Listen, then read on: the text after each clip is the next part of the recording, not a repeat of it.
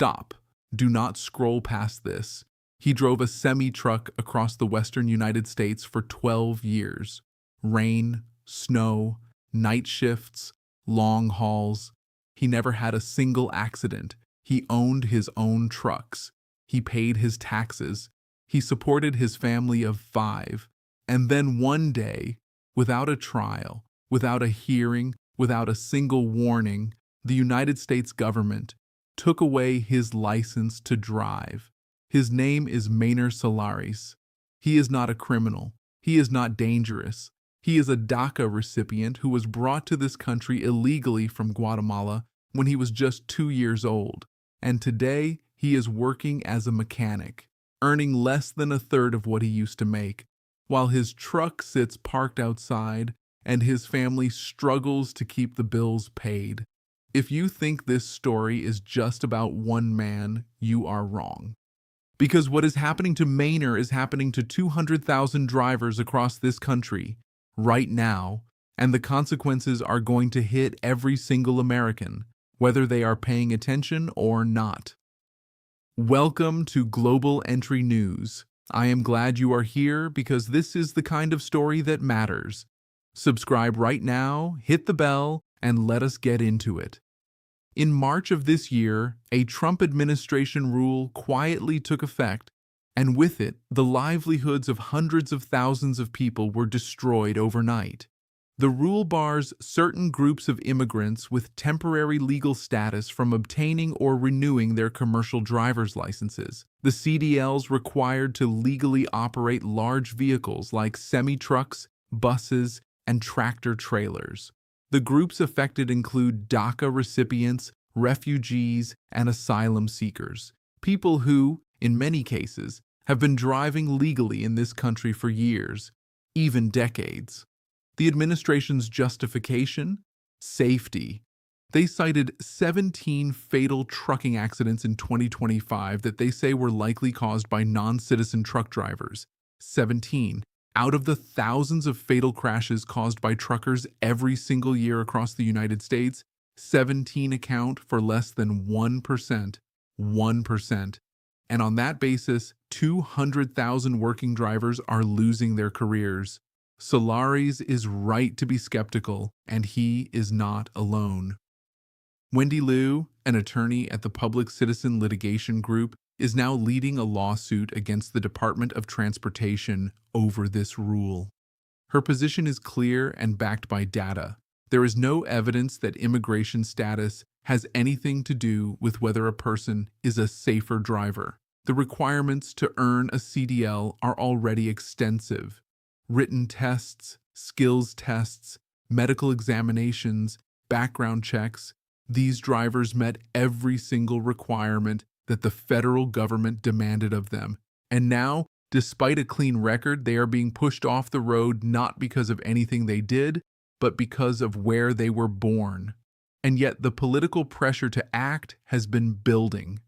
High-profile crashes involving foreign-born drivers dominated cable news headlines. Anchors repeated the phrase "illegal immigrant truck driver" on loop. The images stuck. The fear spread. And politicians responded not with policy that addresses the actual root causes of trucking fatalities, but with a sweeping rule that targets immigrants as a class. One of the most painful voices in this debate belongs to Marcus Coleman, the father of 5-year-old Delilah Coleman. In June of 2024, a tractor-trailer traveling at 60 miles per hour or more slammed into Delilah's stopped car. The driver was an undocumented immigrant. Delilah survived, but she is still relearning how to walk. Marcus appeared at Trump's State of the Union address, and he is now pushing for what is being called Delilah's Law, legislation that would immediately revoke trucking licenses from most drivers with temporary immigration status. His grief is real, his pain is real, and his anger is completely understandable. But even Marcus, in a moment of rare honesty, admitted something important. He said, and we quote, that he feels bad for the situation of DACA recipients. He does not want Delilah's Law to go against people like Maynor Solaris.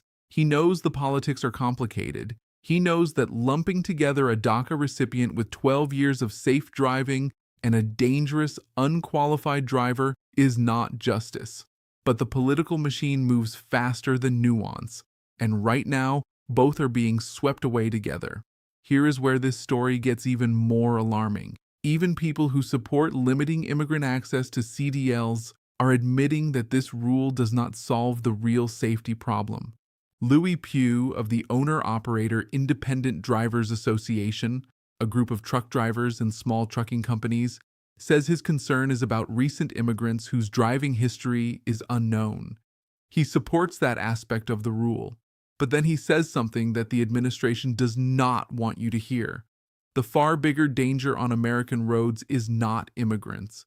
It is undertrained drivers of all backgrounds passing through what he calls license mills, trucking schools that churn out drivers who are not properly trained.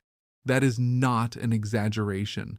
Late last year, the federal government itself found that more than 40% of all trucking schools in the United States may not be following federal training regulations. 40%. And the government's response to that crisis? So far, silence. But when it comes to immigrant drivers with clean records and years of experience, immediate action, license revoked, career over, the economic damage from this rule is real and growing. Bill Jones, a divisional vice president at WastePro, a major waste and recycling collection company, says this rule directly threatens a workforce his company spent years and significant money to build and train. He has drivers who have worked safely for 15 and 20 years, won company safety awards, and never had a serious incident. They are now being forced off the road. Jones put it plainly. The trucking industry was already dealing with a severe driver shortage before this rule took effect. Removing hundreds of thousands of qualified, experienced drivers from the available pool does not make the roads safer. It makes supply chains thinner, delivery costs higher, and shelves emptier. And every American will eventually pay that price. Back in Portland, Oregon, Maynard Solaris said something that should stop every single one of us cold. He said, "I am American. In my heart and in my mind, that is all I have ever known." The United States is the only home he has ever had. He was 2 years old when he arrived. He grew up here, went to school here, built a business here, raised a family here. The only thing that separates him from any other American on the road, he said, is a piece of paper. And just that status, not his driving record, not his safety history, not his character, just that status is what is forcing him off the road.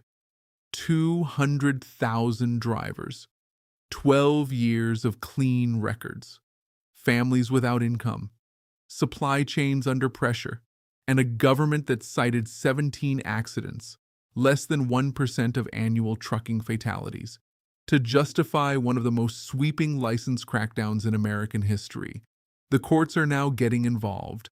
Lawsuits have been filed. States like California are preparing to push back. This fight is far from over, and Global Entry News will be here for every single development. If this story moved you, if it made you think, please share this video right now. Someone in your circle needs to see it. Drop your thoughts in the comments below. We read every single one. Hit that like button, subscribe to Global Entry News, and turn on the bell so you never miss a story that actually matters. Until next time, stay informed, stay aware, and we will see you in the next one.